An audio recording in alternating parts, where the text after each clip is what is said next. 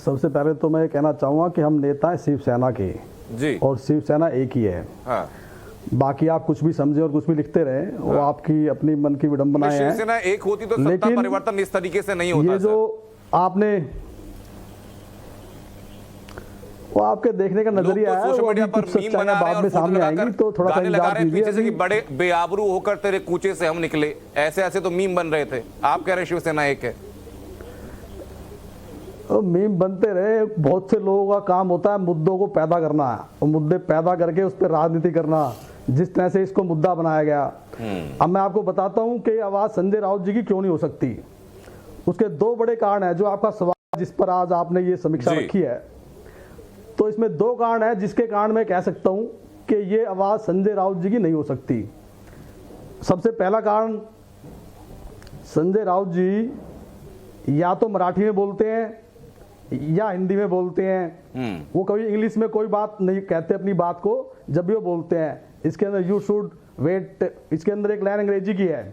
तो एक तो वो कारण है कि संजय राउत जी की आवाज नहीं हो सकती। दूसरा, कोई महिला या कोई भी व्यक्ति किसी से कहे कि मैं प्रॉपर्टी के पेपर ट्रांसफर करूंगी तुम्हारे नाम या किसी के नाम, इस तरह की बात को उस तरह से कोई किसी से भी कहेगा, कोई महिला हो या कोई भी हो, कि तुम मेरे नाम कर दो ट्रांसफर या किसी और के, अजीत के नाम ट्रांसफर कर दो। अरे भाई, कोई प्रॉपर्टी ट्रांसफर करने की बात कर रहा है आपके नाम पर, तो वो उससे इस ढंग से बात करेगा नहीं जिस ढंग से उसके पीछे की जो वजह बताई जा रही है संजय गुप्ता, वो ये बताई जा रही है कि जिस प्रॉपर्टी को ट्रांसफर करने की बात की जा रही है, एक मामले में ईडी ने वो संपत्ति अटैच की हुई है। और कुछ लोग ये भी कह रहे हैं कि जो महिला जो आरोप लगा रही है और संजय राउत की जो फैमिली है, उनके बीच में संबंध भी कुछ है और वो जॉइंट अकाउंट में साझा नाम से वो प्रॉपर्टी ली गई है जिसको अटैच किया गया है। लोग ये भी कह रहे हैं। उससे पहले मैं जानना चाहूंगा अशोक वानखेड़े साहब आपसे कि संजय राउत के ऊपर लग रहे इन आरोपों की तह आपको क्या नजर आती है? ये आरोप क्या सही हैं?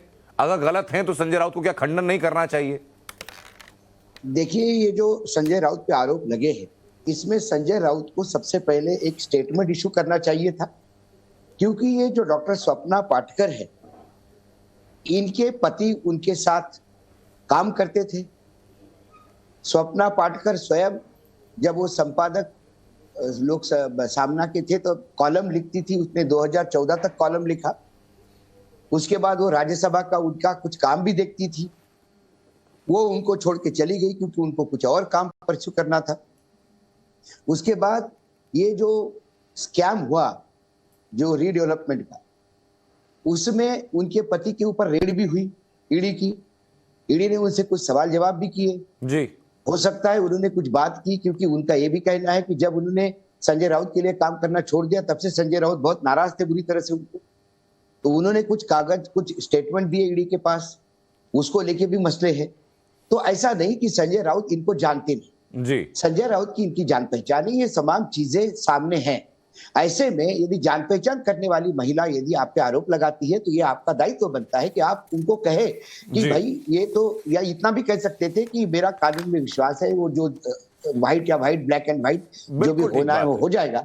लेकिन जिस हिसाब से वो टाल रहे हैं, बाकी जगह पे तो वो तुरंत कूद जाते हैं अपनी रिएक्शन देने। एक बात और है, क्योंकि आदमी का पिछला रिकॉर्ड भी जाना जाता है कि वो किस तरह से, पहले भी उनके खिलाफ दीप्ति रावत भटनागर का एक केस पड़ा हुआ है, तब भी एक कंप्लेंट हुई थी एब्यूजिंग की।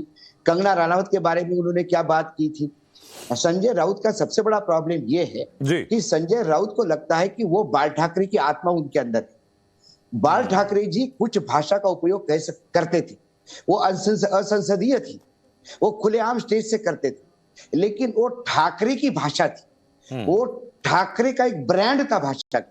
सिवाय बाल ठाकरे के वो भाषा किसी के भी मुंह में शोभा नहीं देती। ये सच्चाई तलाशने की कोशिश कर रहा हूं सर कि 70 सेकंड की कॉन्वर्सेशन होती है एक पुरुष की, 27 गालियां, 27 गालियां जी, उसमें 27 गालियां दे दी जाती हैं। तो मैं शहजाद पूनावाला, ये कौन सा, ये क्या कोई संजय राउत ब्रांड है क्या?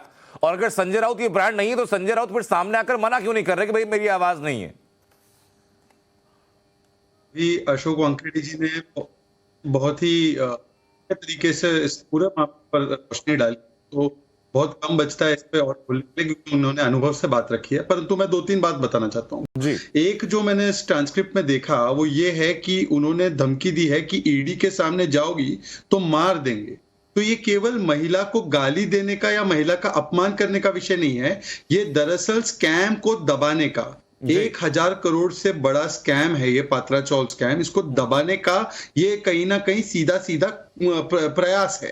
तो इसीलिए मैं तो कहता हूं कि ये लगता है कि अब आप पूरे देश में देखो क्या घटनाक्रम हो रहा है कि भ्रष्टाचार हमारा अधिकार, भ्रष्टाचार हमारा शिष्टाचार, अगर करेंगे इंक्वायरी तो हम कहेंगे अत्याचार अत्याचार और फिर करेंगे दुराचार। तो ये जो दुराचार वाली श्रेणी में कांग्रेस सड़कों पर उतरकर कभी पुलिस वाले का कॉलर पकड़ती है, थूकती है, तो संजय राउत का दुराचार इस प्रकार से नजर आ रहा है कि वो एक महिला को जिनकी जान पहचान है उनको इस प्रकार से धमकी दे रहे। तो मुझे लगता है कि पुलिस के सामने शायद किरीट सोमैया जी ने इस मामले को ले जाने का काम भी किया है और एजेंसीज को और पुलिस को इस पे संज्ञान लेते हुए कार्रवाई करनी चाहिए। हाँ, पर कान खोल के सारे लोग सुन ले कि जो भ्रष्टाचार करने का अधिकार चाहते हैं वो अधिकार अब समाप्त हो चुका है। महाराष्ट्र में भी समाप्त हो चुका है, देश में तो बहुत पहले ही समाप्त हो चुका है।